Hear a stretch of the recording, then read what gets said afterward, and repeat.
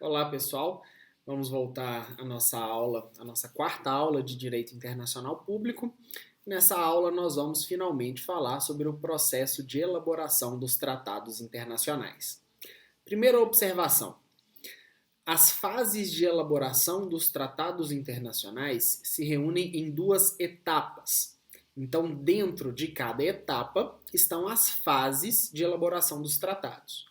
A primeira etapa é a etapa externa. A etapa externa é aquela que engloba a fase de negociação, de adoção e de assinatura dos tratados internacionais. Ela é regulada por normas do direito internacional público, essencialmente a Convenção de Viena sobre o Direito dos Tratados de 1969 e a Convenção de Viena sobre o Direito dos Tratados de 1986. O Brasil é signatário de ambas, porém, somente foi ratificada, até hoje, a Convenção de Viena sobre o Direito dos Tratados de 1969, através do Decreto 7.030 do Presidente da República, que já está postado no material de vocês, ok? Desde o início do semestre.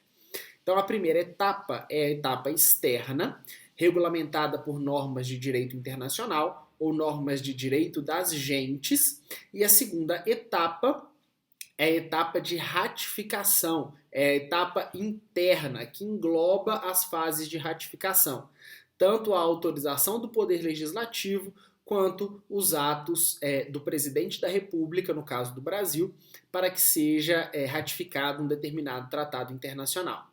As normas que regulam a etapa interna de elaboração do tratado internacional ou dos tratados internacionais é de responsabilidade do ordenamento jurídico de cada Estado, normalmente por normas constantes da Constituição, como é o caso do ordenamento jurídico brasileiro, ok?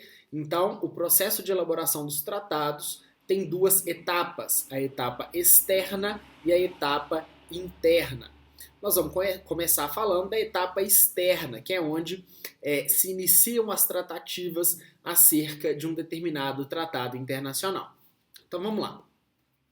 Diante de uma determinada situação na sociedade internacional, alguns estados resolvem se reunir para discutir os termos de um determinado tratado internacional que vai regulamentar um determinado assunto no âmbito da sociedade internacional. Vamos utilizar como exemplo o Acordo de Não Proliferação de Armas Nucleares, que foi firmado por alguns estados europeus, pelos Estados Unidos e pelo Irã no final do governo do presidente Barack Obama. Então, esses estados, eles percebendo a necessidade desse assunto ser regulado em âmbito internacional, principalmente por conta das pesquisas que o Irã fazia naquela época acerca de tecnologia nuclear para a produção de armas, de destruição em massa, esses estados perceberam a necessidade de organizarem um tratado internacional acerca desse determinado assunto. Então, a partir da percepção desses estados de que era necessário um tratado internacional nesse sentido, iniciaram a fase de negociação dos tratados dentro da etapa externa. A fase de negociação dos tratados é aquela fase em que os estados se reúnem em diversas ou poucas reuniões. Normalmente, o procedimento de negociação é bastante longo, porque envolve interesses muito ligados à soberania do Estado, como essa questão da tecnologia nuclear. Então, através de diversas reuniões, diversas rodadas de negociação, os estados se reúnem para verificarem os pontos que eles têm em comum nessa discussão, os pontos que são diferentes e quais são os termos em acordo daqueles estados que vão compor o futuro tratado internacional. Quem representa os estados nessa fase de negociação ou são os plenipotenciários, que nós já conhecemos na aula anterior, ou são os detentores das cartas de plenos poderes, que nós também estudamos na aula anterior. Então, é mais comum que nessa fase de negociação, quem represente o Estado sejam os plenipotenciários, à exceção do presidente da República ou do respectivo chefe de Estado de governo, porque é uma questão bastante técnica. São discussões geralmente bastante técnicas que vão gerar necessidade de opiniões técnicas nessas fases de negociação onde um Estado abre mão de parte da sua soberania em torno daquele determinado assunto, outro Estado vai negociar acerca de outro determinado ponto daquele assunto, enfim.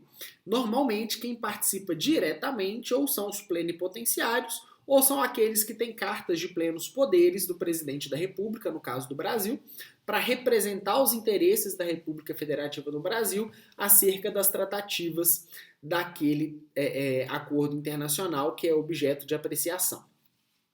No Brasil, a competência para negociação é da União, conforme está estabelecido no artigo 21, inciso 1 da Constituição da República, que a gente vai ler já já, e a autoridade que representa essa negociação do Estado brasileiro é o presidente da República, nos termos do artigo 84, incisos 7 e 8 da Constituição. Ok? Então vamos ver, vamos ler juntos o artigo 21, inciso 1 da Constituição. Compete à União manter relações com estados estrangeiros e participar de organizações internacionais. Então, a competência é da União. A União, portanto, é o ente que vai representar a República Federativa do Brasil nessas fases de negociação dos tratados internacionais. Agora vamos lá no artigo 84, para a gente ler os incisos 7 e 8. Artigo 84, incisos 7 e 8. Compete privativamente ao presidente da República, inciso 7, manter relações com estados estrangeiros e acreditar seus representantes diplomáticos. Inciso 8. Celebrar tratados, convenções e atos internacionais sujeitos a referendo do Congresso Nacional. Então percebam que a autoridade que vai personificar essas atribuições de negociação dos tratados internacionais, de celebração dos tratados internacionais, é o presidente da República. Mas pelo fato do caput trazer para a gente que é uma competência privativa do presidente, essa competência pode ser objeto de delegação. E essa delegação vai ser dada ou aos plenipotenciários, que independem da Carta de Plenos Poderes para representar o presidente da República, ou aquelas autoridades que vão receber a Carta de Plenos Poderes para aí sim representar a autoridade brasileira na fase de negociação dos tratados. Então, depois de todas essas reuniões de negociação, a autoridade que está representando a União Federal, que por sua vez representa a República Federativa do Brasil, vai passar pelo procedimento de adoção. O que é o procedimento de adoção? É quando todas as partes concordam que aquela é a redação final do tratado. Então, depois de várias fases de negociação, de várias rodadas de negociação, essa fase é encerrada pelo procedimento de adoção.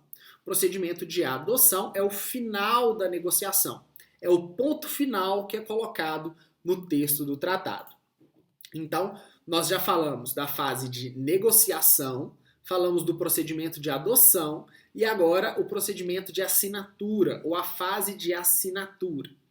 A fase de assinatura é aquela em que os plenipotenciários ou os detentores da Carta de Plenos Poderes vão subscrever e, de fato, vão assinar o documento final, revelando a intenção daquele Estado ou daquela organização internacional interestatal de que aquele tratado passe a fazer parte das normas de direito internacional público que o seu respectivo Estado segue.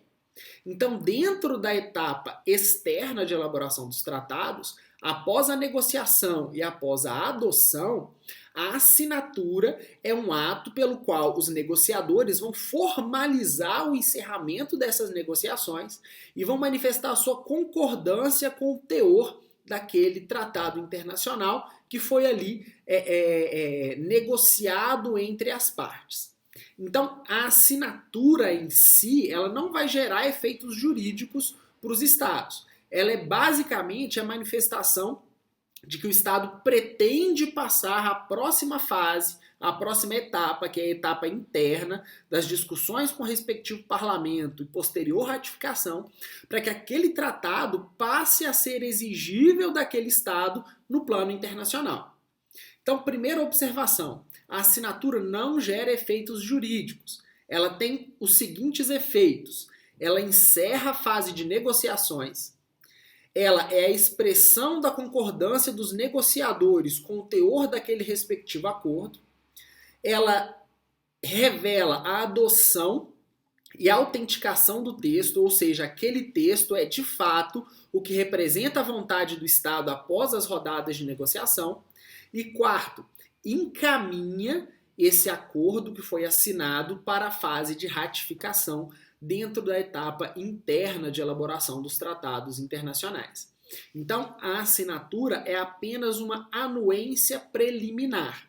Mas nós já discutimos nas nossas aulas que essa anuência preliminar já gera a obrigação pelo Pacta Sunt Servanda de que o conteúdo daquele tratado seja observado pelo respectivo Estado.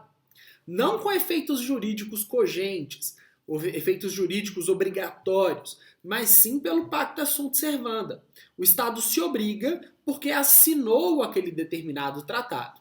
Mas essa assinatura, observem, ainda não gera efeitos jurídicos, porque é necessária a fase de ratificação do respectivo tratado, que é a fase dentro da etapa interna de elaboração dos tratados internacionais.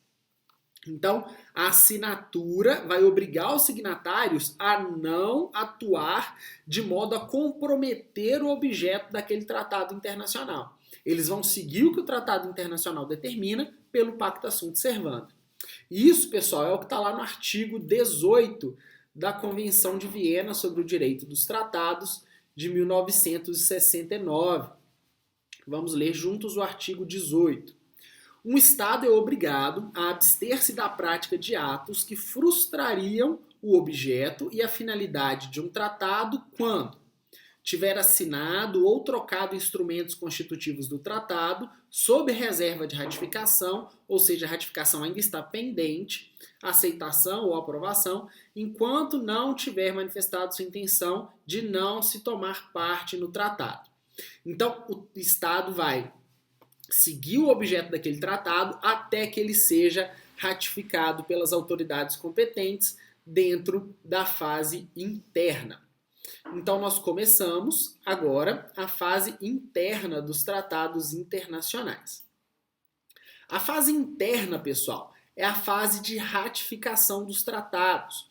A ratificação é o ato pelo qual o Estado, após ele analisar o conteúdo daquele tratado internacional, ele vai dar o seu aceite final acerca do conteúdo daquele tratado. Esse aceite final é a forma de concluir aquele tratado e é a aceitação definitiva do seu conteúdo.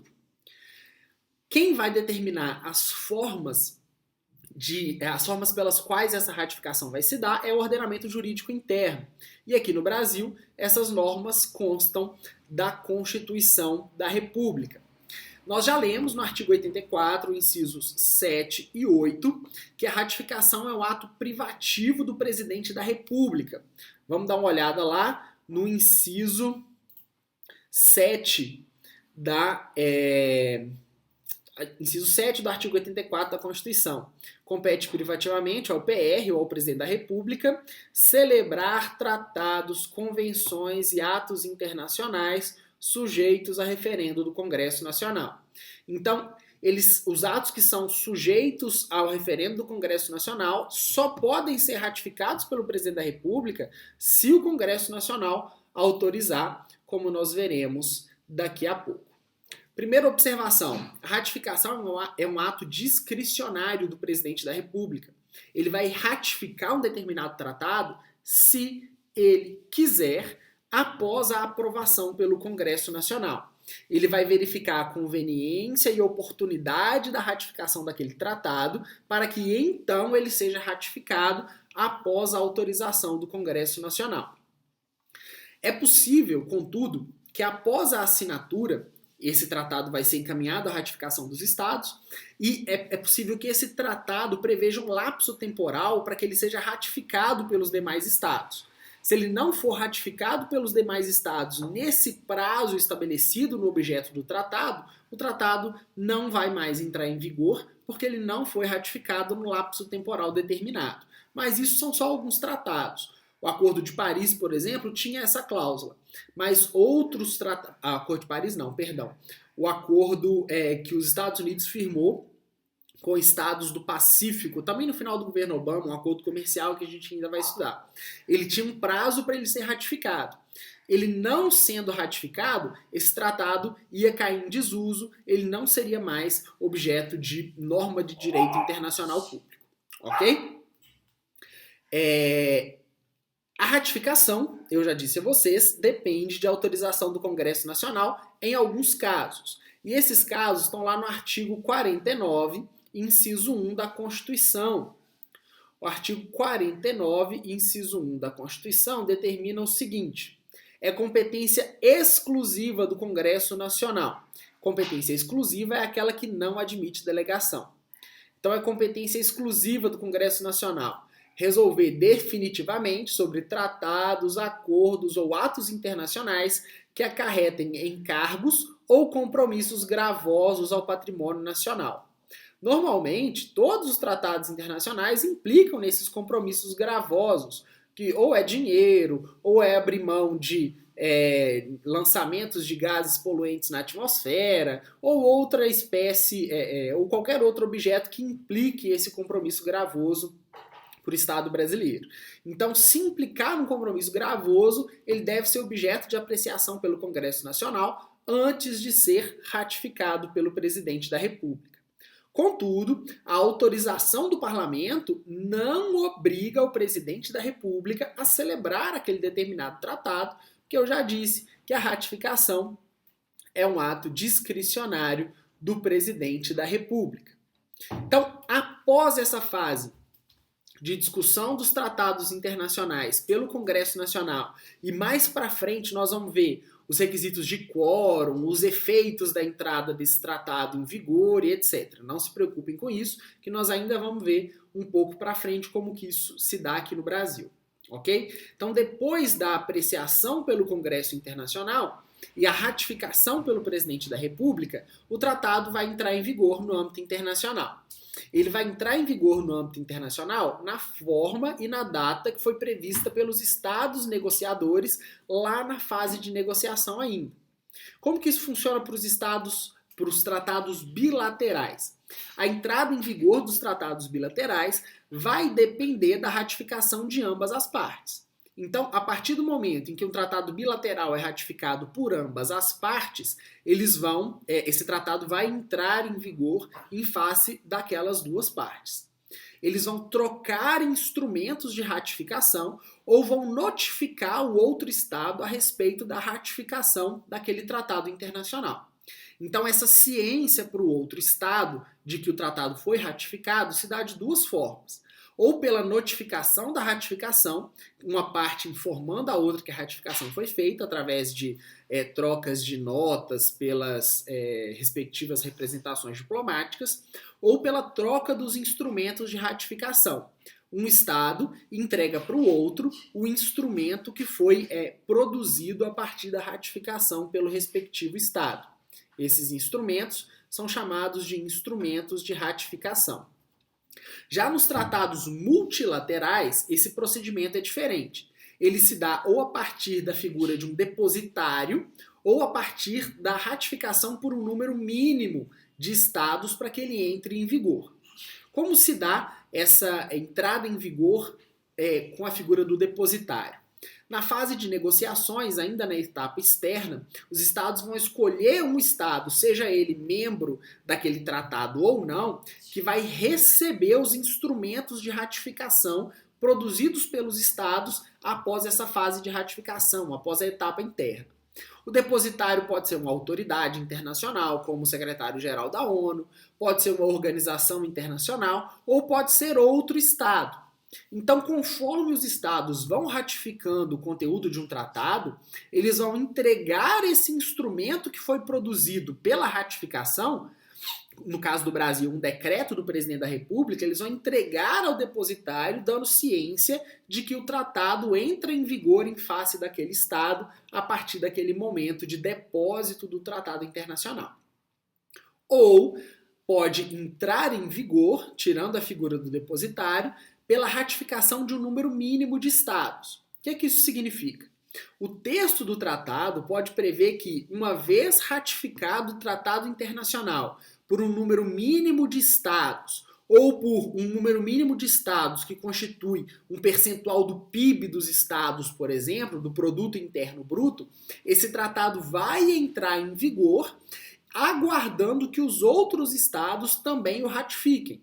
Então ele entra em vigor em face dos estados que já ratificaram, aguardando que os outros estados também ratifiquem para aquele tratado entrar em vigor. Então, os tratados multilaterais, eles observam essas duas formas de entrada em vigor, ou a partir do depósito, ou a partir da ratificação de um número mínimo. Quando esse número mínimo já ratificou, esse tratado entra em vigor em face daqueles que já ratificaram, aguardando a ratificação posterior dos outros estados para que o tratado também entre em vigor em face desses outros estados que vão posteriormente ratificar os tratados. Uma última observação da aula de hoje. Não é necessário, apesar de que a Carta da ONU assim preveja no artigo 102, não é necessário que os tratados internacionais sejam registrados perante o secretário-geral da ONU. A Carta da ONU, no artigo 102, determina que todos os tratados sejam registrados perante o secretário-geral da ONU, e nós vamos conhecer essa figura do secretário-geral nas nossas próximas aulas. Mas, pela prática, os atos internacionais, eles entram em vigor no direito internacional público independentemente desse registro e independentemente de qualquer aprovação das Nações Unidas, qualquer aprovação da ONU, para que aquele tratado entre em vigor. Senão, o Estado ia estar submetendo a sua vontade a um registro perante uma organização internacional. E isso não se admite. Basta a vontade do Estado e a observância dos procedimentos de ratificação para que aquele tratado entre em vigor. Então, não é necessário o registro do conteúdo de um tratado perante o secretário-geral da ONU para que esse tratado entre em vigor. Ok? Muita informação para essa aula, então vocês vão ler o material, vão estudar, vão tirar as dúvidas de vocês pelos nossos fóruns e nas próximas aulas nós vamos falar sobre a interpretação dos tratados, sobre as possibilidades de alteração do conteúdo de um tratado, a extinção dos tratados internacionais e os procedimentos específicos no Brasil de entrada em vigor de um tratado internacional dentro do procedimento de ratificação. Ok? Até a próxima aula, pessoal.